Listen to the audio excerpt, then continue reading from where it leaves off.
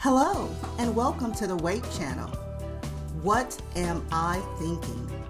A podcast where two sisters share uplifting conversations on fun and sometimes serious topics.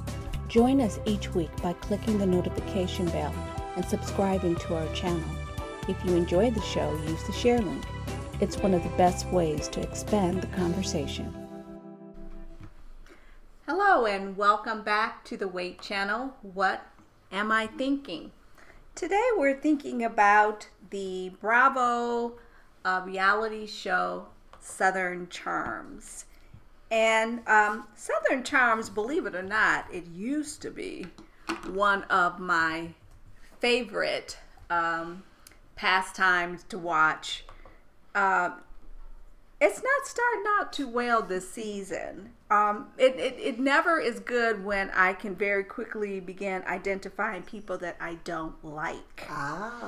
And I am so proud of Craig, and I was so excited to start this season off for him because it's like he's got the business, he's got the girl, he proved everybody wrong, and I just wanted to see him and just be that cheerleader along with everybody else, to be able to look back and to so many people that put him down, namely Naomi. And it's good that she's back so that...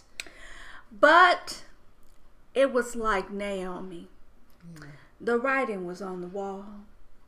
And me and my sister, before you even left and went to New York, it was like we called it.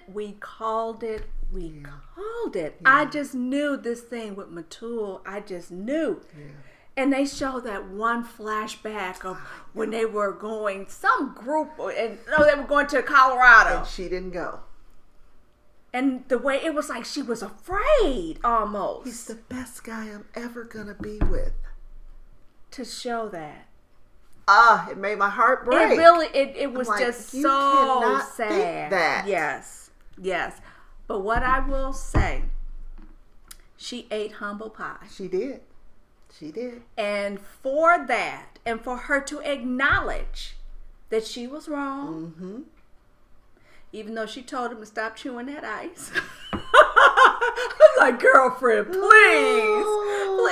But it's like I could be on her side again because she came back with her tail between her legs and she acknowledged every area that I could see where she was just wrong. And Craig was right when he said she is not happy in that relationship. But more to and that, everybody was like, you're just jealous, yes, you're just jealous. But he was right. He saw that. And when he was processing the breakup, that's what he was doing. He was processing it. She never processed because she jumped right into a relationship with Matilda. Because she did love Craig. She just did not understand him. Yeah. She didn't understand it because of her background, her work ethic. She couldn't understand. He's going to get to where you need him to go. He's just going to do it in an unorthodox way. Right. And the thing about Craig is, go back to his therapy session. He is very smart. He is. He doesn't allow it to totally work against him, though. He has learned how to, what do you call it? I'm doing my hands. He's learned how to rein it in and is he harnessing? That's it. He's learned how to harness it so that it works for his benefit, not his deficit. But he is very smart. And some people who call themselves his friends, I believe they may not say they're necessarily jealous of it, but they might be a little bit envious of his abilities because he doesn't have to try that hard. Right. He doesn't. But you know, the wonderful thing that he's showing is I see you for who you are, but you can still be my friend. Yes. You know, Shep said something that I 100% disagree with. When don't get me started on I know, him. he's just a whole nother bag of worms. Ooh, but when Taylor. he and Austin, they were talking, and he was basically saying, you know, you got to foster friendships and you got to put in the time for friendships. And I just thought, but how many years did you stab him in the back and stab him in his stomach, in his face? He was the butt of so many jokes. Absolutely. And he stuck around. He had his moments of, I'll never forget where he punched, I think it was Shep in the shoulder. Yeah. Because he was angry. And then when they went on that camping trip with Whitney and how they treated him there, but he's having the last laugh. He's having the last laugh. And I agree. He was a lot of the reason why I was excited to see it coming back and to watch it. But let's talk about Shep and Taylor. So I've never thought Shep was that attractive. I never really got it. The same way people say with Austin, they don't get it. I don't get it with Shep either. Me either. They're both tall, slim gentlemen. That's it. That's it. That's it. That's all. That's the only box I can check. Austin did have a better sense of humor. Shep, I wouldn't even say that. So when he talks about his relationship with Taylor and her needing to be grateful for the trips and the time, you know good and well she's on a totally different clock and has biological things to think about that you don't. So now I get why you felt like you needed a younger girl.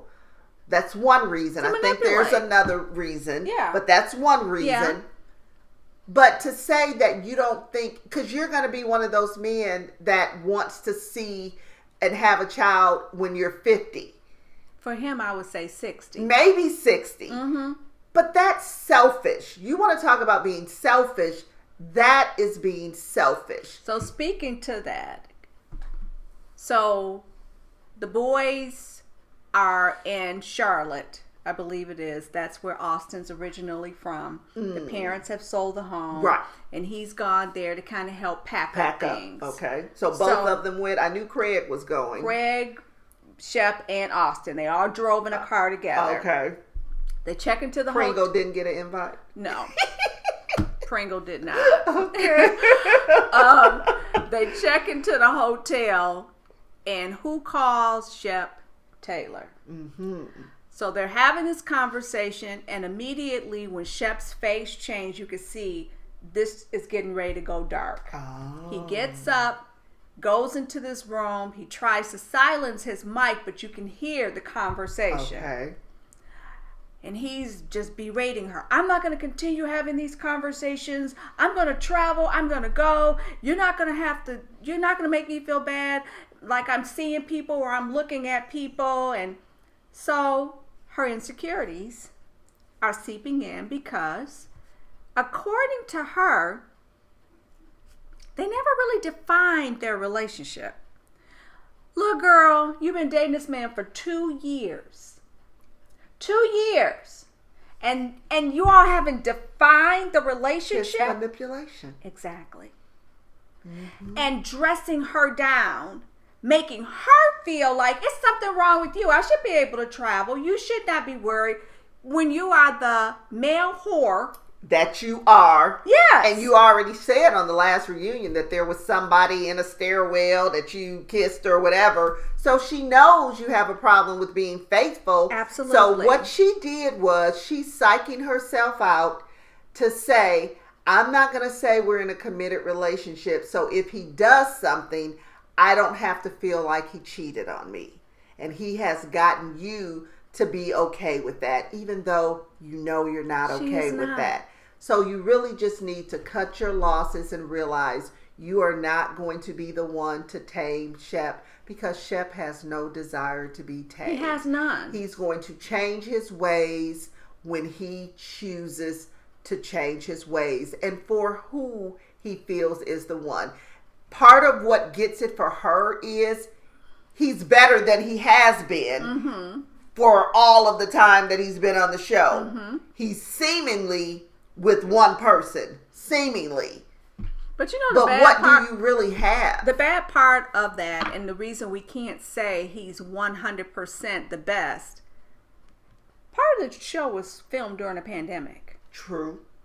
So we're going to deduct one of them years from the 2-year relationship. True. They were on lockdown. He couldn't go any place. The bars and were that closed. was when their relationship really started. Exactly. That is true. But I'm saying the way he talks about her to other people, if I'm her... It's not a commitment there. No. But he does these things. Taylor's great. Taylor is the best. Taylor... So he's telling other people all these great things about you, which makes you want to believe that you are special and that you are the one. But then, how does he treat you? What securities has he really given you? So it's like, if she were to really look at the relationship that she's in, she would see that she really doesn't have anything. But if she allows herself to believe what he's presenting to other people, you know, she has to choose what she wants to buy into. Now, his cousin, Marcy. Okay, so every time her scenes have come on, I've just fast forward, to be quite frank with you, because I don't even understand why you would bring... Nothing against pregnant women. Just to show some more money. So anyway, not interested, boring. Because she's talking about their money way more than Shep ever had. She's giving us some history that Shep never would have given. Never. So that's Marcy's role, to give us a little bit more insight into who Shep is and his family. Well, I thought the first Marcy's time we role. met you gave us the background about your great-great-great-grandfather. And apparently it wasn't enough information, because this episode, she did it again. More. I saw the pictures, but I was fast-forwarding through it because I'm not interested, Marcy. Not interested. Boring. However, I did appreciate when she was in the store shopping with Taylor. I did too. I saw that. Yeah. She's basically saying, baby, your biological clock is ticking. Yep. She knows her cousin better than anybody, because they used to run together and party. Yep. A guy tied her down. And she went on. A baby did. Well, a baby. But yeah, the guy came first. Yeah. But she knows her cousin. Yeah. And she's letting her know. You got to let him know. And the writing is on the wall, because she's telling everybody, I'm not on birth control. I know. And I'm like, has he had a vasectomy? Because how is he... That does not line up with who Shep is. I do not see for him to have been that type of whore. His mindset is, it's your problem. I'm just gonna pull out. I don't know, because no, unless he has been paying for abortions or something, I don't see him, because especially when he see what happened to Thomas. Tracy, the type of person that I see Shep, this entitled person, very entitled. He doesn't see pregnancy as being something that is his problem. He sees it as she needs to be taking birth control pills. I kind of think he would get a vasectomy and think, if I ever ever want kids, I'll get it reversed. He could store some sperm, and maybe he has. To me, for him to be so anti wanting to have children, I don't see him. Well, we know they had the pregnancy scare. He wasn't scared. Okay. She was scared. Because he knew he had that vasectomy, right?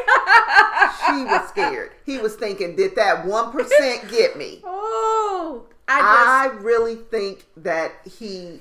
My other fear... Because remember when there was the scare with Thomas and he had slept with her too? Yeah. He didn't seem all that worried. I'm telling you. Well, I hope that he has. I really do, because I it doesn't to me feel good about what's going to happen with him and Taylor. I don't and either. I think that she's going to have a very heartbreaking moment, because as you're watching your friends get married, and that's not what's happening to you, then you begin to lie to yourself. Marriage is just an institution. It's just a piece of paper. We're traveling the world. We want to be these cosmopolitan people, jet setters, you lie to you. I think that to be with him, that's what she's going to have to do.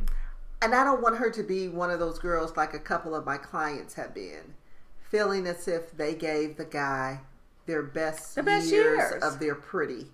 And I look, you're more than your pretty, number one. And you still have a ton to offer someone. What has happened has happened. And I don't want her to feel like she's a cute girl. I don't know. I haven't heard her have enough conversation to know on the other side anything more about her than what I see appearance wise. But I'm like, you can get somebody. You do not have to. Okay, enough with them. Before we sign off, we got to talk about the threesome. Madison, what's her name? Olivia and Austin. Okay. So Austin, number one, needs to admit he is not over Madison. Oh, well, yeah, but she's engaged. And I think Olivia knows that he is not over. Yes, I agree. And each time they find themselves in a double date or a single date, Madison's name seems to come up each time. Well, because I think everybody knows. That's why they were so on pins and needles about, should we let them know she's announcing the engagement or whatever, So I think for him, he's going to have to go through a process to truly let it go, because she is moving on. Do you think he's a mini Shep? Not really understanding how to commit. I just say that because when he was on Summer House, he was messy on Summer House. Oh, yeah, he was horrible. But that was him being wounded still. But Madison, when all that stuff happened, and I think she was on Watch What Happens Live, she said that what we saw is what she had been saying about him all along. Because remember, even when they were together, he got caught. But she was cheating too. She also said. As Andy pointed out. He got caught in bed with two women. Yes, and that was very early on. So she could have jumped ship. But she went and did her dirt. Yes. They were doing tit for tat. Yes. They were both being immature and doing tit for tat. Yes. And I think when she got to the point where she had to think about Hudson, wanting to hold him account, she had her thing where she couldn't quit him either. True. Yeah. And I think that once she realized he was not marriage material, those were her words, and that he did not want to be a father. I'm going to say once she got put on a national platform and saw what other head she could turn. Yeah, that's true. That's what true. I say happened. That's true. That's when she decided he's not marriage material. But in their little Southern Charm world, he was a catch. He was a catch. So now when she gets put there and sees, oh, he's not the only one that finds me, I think she always knows she's pretty and attractive, but she didn't know what she could draw. So now she has a man, and I'm glad for her. But he still's got to lick his wounds and really allow himself to get over it. And I think he doesn't want to be tied down. I think he was trying to commit to Madison, but I think so. I think he was trying. But I think he too new to that national platform, because that was that like his second season? It was his second season. So the shine is just getting on him. So he's seeing what he can do too. So I think that's a lot of it. But I hope he's not a mini Shep, because that's not something you need to be trying to emulate. But I don't know. But we said that was going to be the last part, but the last part will be Vanita and the dynamics of what she's running into and we don't really need to talk about Caleb and Catherine because it's over. It was what it was. Yeah. I don't know what he was seeing, but you know, I almost feel like it actually was over before filming and that they did. Because how are you going to be living together? She has the birthday and then you don't come home, and this is your apartment too that you lived in. But you don't you see his you didn't really see the personality. He does not want conflict. Did you see how uncomfortable he was with that? Yeah. That's he. Yeah. He didn't know what to do with that. Right. He just wanted to come and make up. Right. And she wanted to hash it out because they had not hashed it out. She was right, but the way she wanted to hash it out, because you can't pretend it didn't happen. She was right that they needed to talk, but not the way she wanted to talk. She wanted to scream and yell. Yeah, they need to talk. But he didn't want to do it. He just wanted to. I think what he wanted to do for a person, and I can say this, for a person that does not like confrontation, let's ease into it. You walk into a room and there are candles lit. There are candles lit. We're going to have dinner. So how about sit down like civilized people in this serene environment, and whatever your emotions are, let things die down. You're either going to do that, or if we're going to talk, we don't need the candles. Don't set the atmosphere and have this ambience and make me think I'm coming into something that is mild, but I'm really coming into the cage and you getting ready to close the door. So this is what happened. Her intention. It started off when she was lighting them candles. Her intention was to make this be, let's kind of, talk and whatever. She saw him. And what's the word of the year? She was triggered. She was triggered. She was triggered, and it went off the rails from there, which we know she's easily triggered. So I think that's what happened with them. But so for Vanita, we know that we kind of get introduced to her previous season with the whole inappropriate emoji that Catherine sent, and her and, which I didn't know, her and Naomi went to school together. She's friends with Leva, and she knows Caleb. Still hadn't totally mended things with Catherine, and she's trying to navigate in a world where she's one of the few minorities in the South. Very difficult dynamic. People want to make you be over things before you're ready to be over it. She gets to take however long it takes. I don't think anybody necessarily gets to, say that for her. Her first exchange with Olivia, not the best, about Naomi and Catherine's situation. And that moment there, I got what Olivia was talking about, because when they show the flashback conversation with Naomi, I got that. But Leva really was the guilty party in going up to Catherine and saying what she said to Catherine. Catherine would not have blown up, and that would not have been a thing had not Leva said what she said.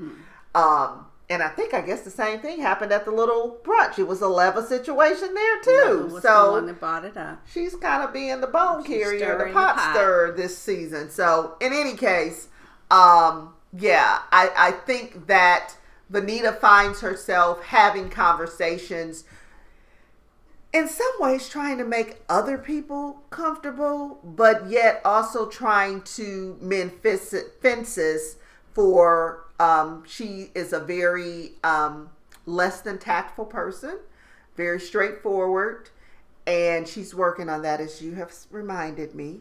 But something quite suspicious about the her confrontation with Catherine, which led to the confrontation with Olivia. Okay. Because Olivia thought that she was sticking up for Catherine. Caleb said something to her at Catherine's birthday party. In the context of what they were talking about, I felt like something was left out about some things that happened in between the emoji being sent, her being in the relationship with Caleb, and then filming started. He made it seem like she's trying, like maybe at some point they were either in the same place or someone talked to Catherine about it or she talked about it. I felt like there was a piece to this story that we were missing. I think it's the reunion. That's where they really called her, where Leva really kind of told her and shared with her and, you know, all those things. And that's when, not during the sit down, but off to the side, they have their moment and Catherine seemingly gets it kind of thing. Because, you know, she was already with Caleb then. And I believe that he means when she became aware in front of the group in that way, that she began to try to, you know, to get it. So then can you see, okay, so then the way Vanita was seeing it, okay, so she had her conversation with everybody, but she was not a part of that. Correct, because she wasn't a part of the reunion. Right. Yes. So she just was still processing information and things that she had heard and her feelings. Right. I get that. So I'm sure for Catherine, she was up to here with it from social media, from the cast members. Yes. So she probably felt, we talked about that, we resolved it, I'm done. Right. And then here comes Vanita. Yes. They both are not completely right or wrong in how they handled it, because what Catherine needed to understand, this is going to be a painful journey for you. You're going to come across some people, but you're just going to have to get through it, because however many times it takes. Right. Yeah. Right. And that's not her mindset. That's works. not her strong point. Yeah. That's not something she can do. Yeah. And so I just think this whole thing, all the way leading up into last night's episode with Olivia, were a lot of miscommunications, misunderstandings, people not listening, because that Olivia does not know how to keep her mouth shut. You can't get a sentence out the moment she feels that because she told her that you're not going to make this out to be, almost like saying you're not going to make this out to be a conversation about race and control the narrative. So to paraphrase, that's what she was telling her. I'm not going to let you pull me into a race conversation. Who are you to tell me that, you know, so basically what she said to her, but I am a person of color. And if we're talking about something that has to do with race, it is what it is. Right. And I think in her mindset, she's like, Catherine has been painted in a certain way. I'm sticking up for Catherine based on something else, not dealing with race. So that's what she's thinking. However, you can't separate the person from their cultural identity. I mean, if she's a black person, and not only that, with Olivia also has to understand that she interjected herself into a conversation where people were talking about something. Nobody asked her to say anything. Right. And they had a history with her, and that was their history. Right. You got a history with her. That's your history. Yeah. She may treat you differently than she treats them. Yeah, I would say she probably regretted at Naomi's party kind of stepping in it a little bit. I would say she regrets that. Yeah. But she didn't learn from it. She did not. That's what I would say. She didn't learn from it. No, she didn't. Yeah. So that's our cast and crew for Southern Charm. They are giving us the most this early in the season already. And I'm sure there's a lot more to come. So hopefully before reunion, we will catch you up again on Southern Charm. If you're not watching, you can always go to Peacock and do you a little catch-up binge for past seasons. But hopefully you're tuning in and trying to enjoy it. As Lori said, it's everybody's not that lovable and enjoyable this season. I normally don't I don't know. It's a little different this season, but I'm gonna try to continue to watch to just see Craig and Paige, and I haven't seen Liva's husband yet this season. No. So that's a little, or the restaurant. So that's a little interesting. So we'll see. But please share your comments and thoughts on the things that we have told you we're thinking about. And make sure you join us again for What Am I Thinking on the W.A.I.T channel.